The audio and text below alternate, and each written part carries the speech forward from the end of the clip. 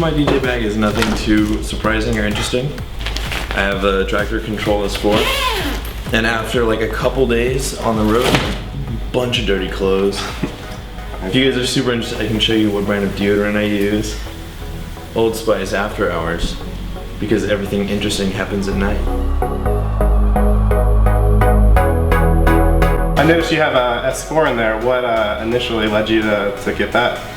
The reason I picked up the S4 at first is because I understood it to be a pretty comprehensive solution, very easy to like set up. The thing that I found most appealing is that the sound card is on board, and so I don't have to, like, when I'm trying to set up super quickly and making a transition in from another artist, I can seriously just go up and get it into the mixer and plug it into my computer, and that's it. I totally dig the S4. I wouldn't switch away from it. Were you using Tractor before, or did the S4 kind of bring you to Tractor? I was using Image Line Decadence, so I produced music in FL Studio, and they also made a DJing software that it's kind of unfinished. Yeah, the S4 did bring me to Tractor. It was a pretty sort of seamless transition because the softwares are almost identical. Well, one of the things I'm most excited about with the MIDI Fighter is I was totally dissatisfied with the way Tractor handled re-looping. With Decadence, you know how you can set your loop length in Tractor, you can set like a 4-bar loop. When that loop concludes, you're right back where you started.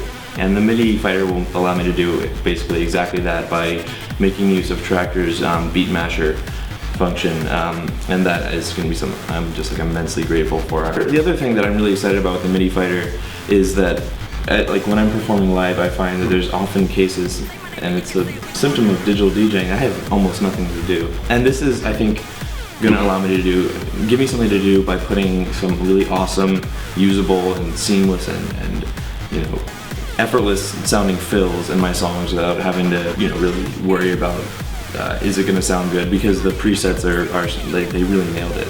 Yeah, so this is gonna be, I mean, I was so happy to hear that I was gonna get one of these guys.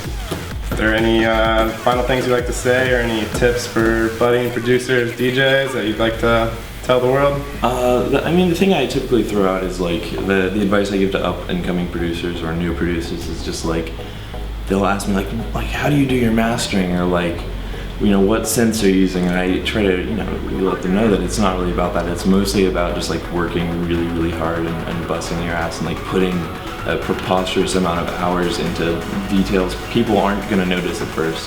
That sort of thing gets you practice, and it shows that you're working hard and willing to put in an advanced level of effort into your music, and I think that is really what's crucial. And that's, you know, work ethic is kind of what I attribute my success to, so go for that.